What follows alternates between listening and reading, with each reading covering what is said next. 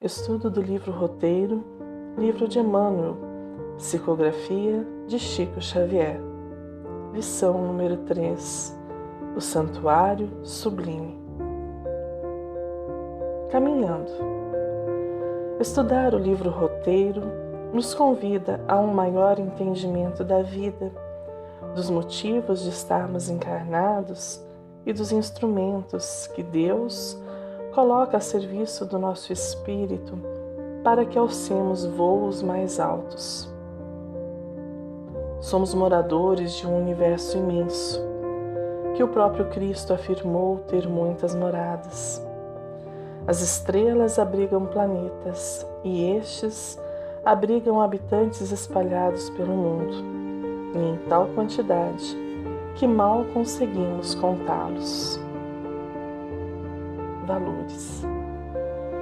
Emmanuel nos leva, porém, do macro ao microcosmo, convidando-nos a conhecer melhor um outro universo em que habitamos e que também abriga milhares de vidas em caminho evolutivo. Sim, nosso corpo também é uma morada celestial.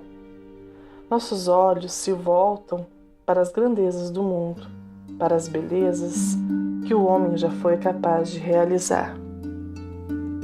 Noutro tempo, as nações admiravam como maravilhas o Colosso de Rhodes, os jardins suspensos da Babilônia, o túmulo de Malsolo, e hoje não há quem fuja ao assombro diante das obras surpreendentes da engenharia moderna, quais sejam a Catedral de Milão, a Torre Eiffel ou os arranha-céus de Nova York.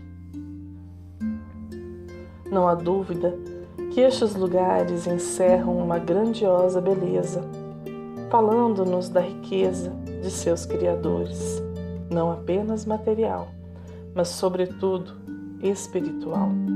O homem revela-se em sua obra. Somos levados então a perguntar: quem é o homem na Terra? Conhece-te a ti mesmo. Já vimos que o nosso espírito está em uma experiência carnal. Aprendemos que o espírito o anima, o molda, o corpo físico, mas Emmanuel nos convida a irmos um pouco além. Raros estudiosos, no entanto, se recordam dos prodígios do corpo humano, realização paciente da sabedoria divina nos milênios, templo da alma, em temporário aprendizado na terra. Trecho do livro Roteiro. O que sabemos sobre o veículo carnal que recebe o nosso espírito nessa encarnação? Qual conhecimento que temos do nosso corpo? Interessamo-nos por ele? Observamos suas reações ante os fenômenos que nos cercam? Poucos poderão responder de forma afirmativa às perguntas acima.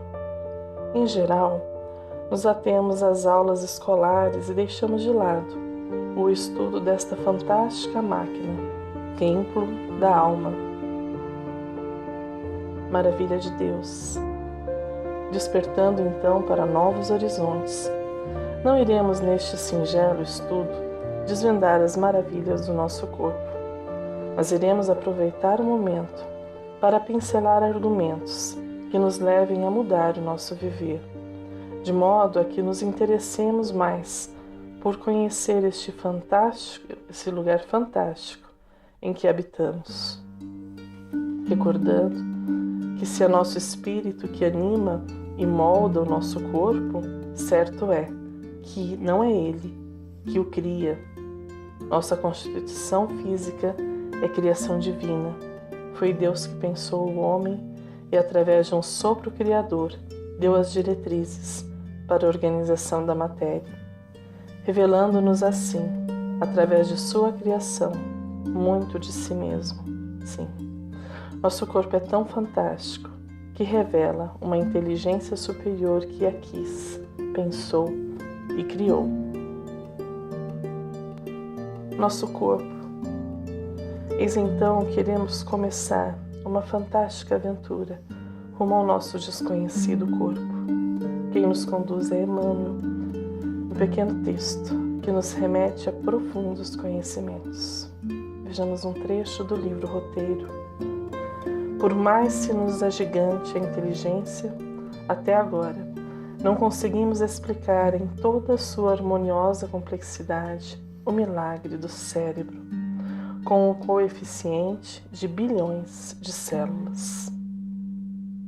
O cérebro humano contém cerca de 86 bilhões de neurônios, ligados por mais de 1000 conexões sinápticas cada. Eis algumas curiosidades sobre o nosso cérebro apresentados na revista Galileu. Cerca de 75% da massa total do cérebro é composta por água. Pesando mais ou menos 1,5 kg, representa de 2 a 3% da massa corporal. Consome cerca de 20% do nosso oxigênio e de 15 a 20% da glicose. Ele pode arquivar o equivalente a 1000 terabytes de informações. O cérebro possui mais conexões do que o número de estrelas em nossa galáxia. Existem de 80 a 100 bilhões de células nervosas no nosso cérebro. Somos capazes de escanear e processar imagens complexas em até 13 milissegundos. As redes neurais artificiais, RNAs, que são modelos computacionais inspirados pelo sistema nervoso central, precisam de 40 minutos para processar o que o cérebro leva apenas 1 segundo. Mais de 160 mil quilômetros de vasos sanguíneos se espalham pelo cérebro humano, o suficiente para dar 4 voltas na Terra. O cérebro em repouso produz energia suficiente para acender uma lâmpada de 25 watts. Uau! Alguém duvida que o inventor de nosso cérebro é um cara legal? E a ciência reconhece que não está nem perto de desvendar todos os mistérios de funcionamento do nosso cérebro. Recordemos então a frase de Louis Pasteur: um pouco de ciência nos afasta de Deus, muito nos aproxima. Onde habita nosso espírito? Sigamos em frente com Emmanuel. Ele continua o texto dizendo: o aparelho elétrico do sistema nervoso, com os gânglios à maneira de interruptores e células sensíveis por receptores em circuito especializado, com os neurônios sensitivos, motores e intermediários, que ajudam a graduar as impressões necessárias ao progresso da mente encarnada, dando passagem à corrente nervosa com a velocidade aproximada de 70 metros por segundo. O tempo todo estamos recebendo informações. Nosso cérebro as organiza, estabelece prioridades e nos indica o que fazer ou o que não fazer. Este texto da revista Super Interessante nos auxilia a entender a afirmativa acima. Na opinião do neurofisiologista Luiz Mena Barreto, da Universidade de São Paulo, não se pode entender o mecanismo de compreensão de mensagens quando se pensa em um único ou mesmo em poucos neurônios. O cérebro sempre raciocina em cima de centenas de milhares de células nervosas. É muito mais adequado imaginá-lo como um jogo de batalha naval em 3 dimensões, onde os pontos assinalados seriam neurônios ativados, sugere Mena Barreto. Conforme o padrão formado por esses pontos, o cérebro entende um significado. Existem neurônios que já nascem sabendo o que fazer. É o caso dos que controlam o ritmo cardíaco, feito marca-passos, disparando constantemente ondas elétricas em uma frequência pré-determinada. Outros, porém, surgem como folhas em branco, mas, à medida que um estímulo chega ali pela primeira vez, fica gravado para sempre, de alguma maneira, ainda não muito clara para os cientistas, ou seja, aquele neurônio ativado passará a gerar regularmente a onda elétrica desencadeada pelo estímulo, que pode até já ter desaparecido. Do mesmo modo, na batalha naval imaginada por Mina Barreto, existem padrões inatos de comportamento cerebral como os do sono, mas outros padrões são criados pela experiência. Isso é possível graças à mais fantástica característica do cérebro humano, a plasticidade. Pode-se visualizar as ligações entre os neurônios como caminhos, a maior parte deles criados na infância. No decorrer da vida, o cérebro deixa de lado na memória as ruas por onde transitam poucas informações. Em compensação, rasga novas estradas e abre avenidas nas áreas por onde passam muitos estímulos nervosos, isto é, faz crescer novos prolongamentos unindo mais neurônios ou aumenta as áreas de contato, as sinapses já existentes entre as células. Sigamos em frente, vendo um pouco do que Emmanuel nos fala sobre a audição.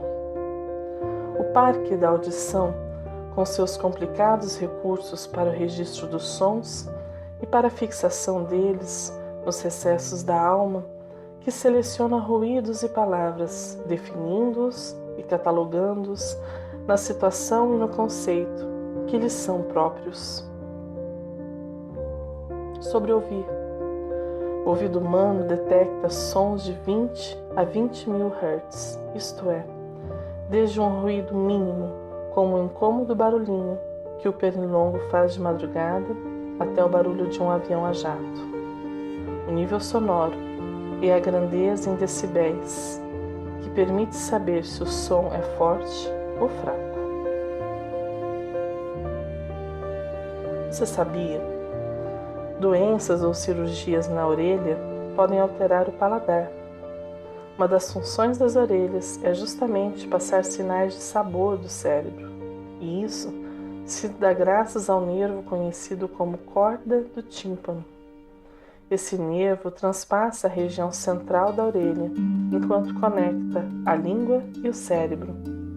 É por isso, então, que a orelha pode afetar potencialmente a forma como sentimos o sabor dos alimentos que ingerimos. Uma máquina fantástica. O ouvido humano tem 3 ossos nominais. São ossos minúsculos que, se juntados, correspondem ao tamanho de uma moeda pequena. O menor osso do corpo humano é o estribo, localizado no ouvido. A área interna do ouvido é do tamanho de uma borrachinha, daquelas que ficam na ponta do lápis. E só ali há pelo menos 20 mil cílios, que são pelinhos que vibram conforme escutamos diversos sons, que servem para proteger a região. Quando você dorme, seus ouvidos continuam a ouvir todos os barulhos do ambiente. A diferença é que seu cérebro desliga a maioria dos receptores dos sons para que você possa dormir em paz e só desperte ao ouvir um barulho realmente alto. Funções desconhecidas. Seu ouvido é responsável por manter seu corpo em equilíbrio. Problemas relacionados a tonturas crônicas podem indicar labirintite. A estrutura interna do ouvido tem o labirinto, formado pela cóclea, cuja função está relacionada à audição, e o vestíbulo, que cuida do equilíbrio. A função dessas estruturas pode ser afetada em decorrência de inflamações, infecções e tumores. Prossegue Emmanuel no livro Roteiro. O centro da fala, a sede miraculosa do gosto, nas papilas da língua, com um potencial de corpúsculos gustativos que ultrapassa o número de 2000. Nossa fala. A voz emitida pelo ser humano tem suas origens nas vibrações de duas membranas, denominadas cordas vocais. Quando você está calado, o ar que sai dos pulmões passa livremente pela laringe, pois as cordas vocais estão completamente afastadas, não há som. Para falar, você faz com que elas se juntem. O ar força a passagem e surgem as vibrações. As vibrações dessas cordas são comunicadas ao ar existente nas diversas cavidades da boca, da garganta e do nariz. A combinação de todas essas vibrações determina o timbre da voz, que é característico de cada pessoa. Como falamos, as notas mais agudas são produzidas quando as cordas estão mais estendidas e as mais graves quando elas se afrouxam. A pressão do ar vindo dos pulmões controla a intensidade do som. Segundo pesquisas feitas pelo Instituto Max Planck, Antropologia Evolucionária, geneticamente a fala é exclusividade humana. Despertar. Poderíamos nos debruçar sobre todos os itens citados por Emmanuel, que seguem abaixo. Vejamos um trecho então do livro Roteiro.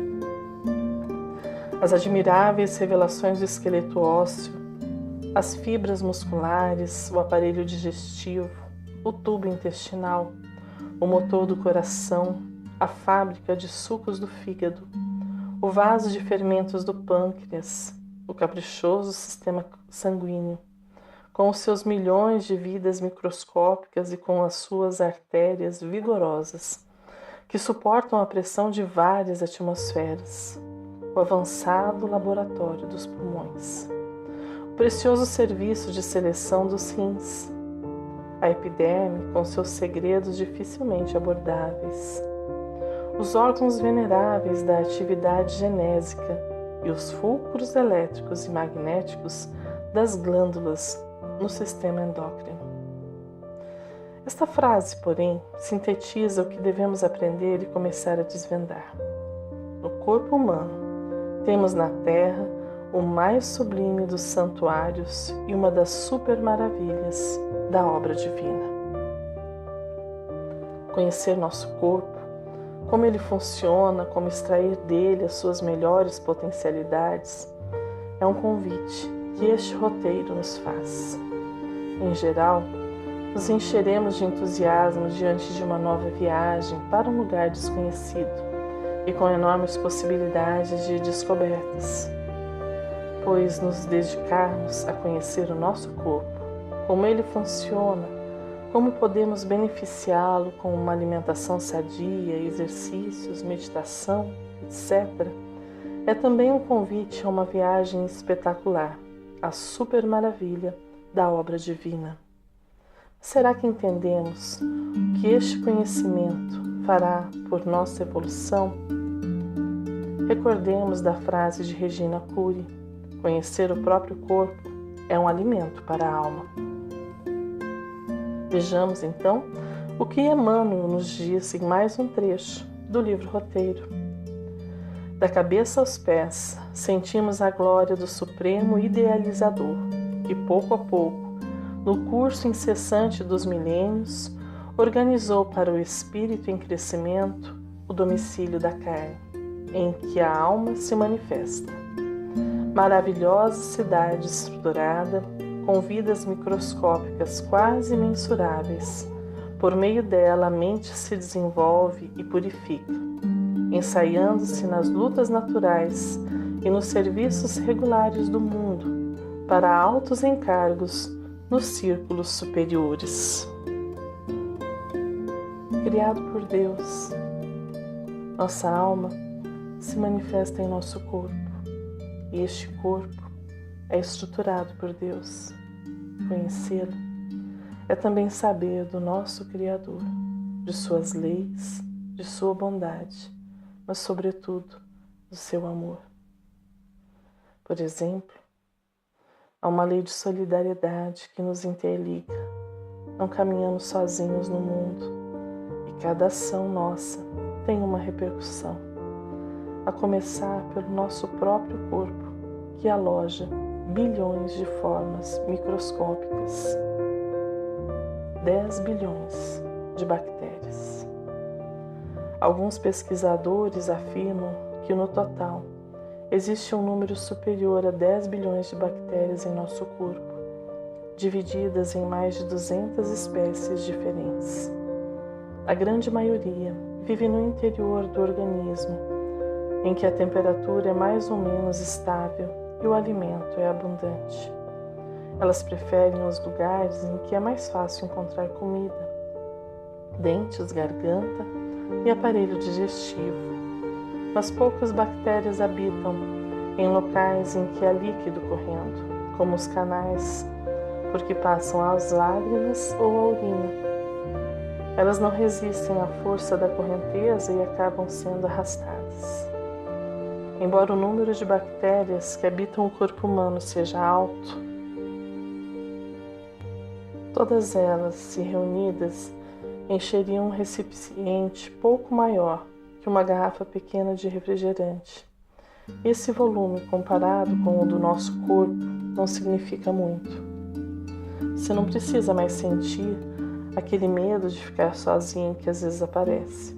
Se lhe servir de consolo, lembre que o tempo todo, mais de 10 bilhões de seres vivos estão juntinhos de você, fazendo uma companhia que muitas vezes é benéfica para o funcionamento do seu organismo. Responsabilidade. Eis então que neste caminho que percorreremos, caminho evolutivo do Espírito, Deus, nosso Pai Celestial, nos auxilia. Perguntamos em um estudo anterior como iremos, a pé, de carro ou avião. Iremos com o nosso corpo, que supera todas as invenções do homem, que o homem já foi capaz de realizar. Nosso corpo é uma bênção, como diz Emmanuel em mais um trecho do livro Roteiro. A bênção de um corpo, ainda que mutilado ou disforme na terra, é como preciosa oportunidade de aperfeiçoamento espiritual, o maior de todos os dons que o nosso planeta pode oferecer. Precisamos estudá-lo, compreendê-lo, explorar suas potencialidades. Não obstante ele limitar o espírito, é certo que o nosso desconhecimento do seu funcionamento o limita ainda mais. Até agora, de modo geral, o homem não tem sabido colaborar na preservação e na sublimação do castelo físico. Enquanto jovem, estraga-lhe as possibilidades de fora para dentro, desperdiçando-as impensadamente. Tão logo se vê prejudicado por si mesmo ou prematuramente envelhecido, confia-se à rebelião, destruindo-o de dentro para fora, a golpes mentais de revolta injustificável e desespero inútil. Se formos sábios, seremos gratos pelo corpo que acolhe nosso espírito. Saberemos que ele está moldado da melhor forma que o nosso caminhar evolutivo fez por merecer. E hoje podemos construir algo bom para o nosso futuro. Duas asas nos guiam, amor e sabedoria, como disse Emmanuel, e também os espíritos a Kardec. Amai-vos e instruí-vos, espírito de verdade. Enfim, eis o dia, eis a hora. Mudemos o nosso modo de ver o mundo, ampliemos o nosso olhar, sabendo-nos peregrinos em experiência corporal. Encerra a lição com os dizeres: dia surge, porém, no qual o homem reconhece a grandeza do templo vivo em que se demora no mundo e suplica o retorno a ele, como trabalhador faminto de renovação, que necessita de adequado instrumento, a conquista do abençoado salário do progresso moral, para a suspirada ascensão às esferas divinas. Sejamos gratos pelo dia de hoje e pelas oportunidades que o dia nos oferece. Quando a escuridão chegar e o retorno à pátria espiritual estiver próximo, teremos a alegria da missão cumprida. Ou como Paulo disse no final de seus dias, lutei um bom combate. Segunda carta a Timóteo, capítulo 4, versículo 7. Um fraterno abraço e até o próximo estudo.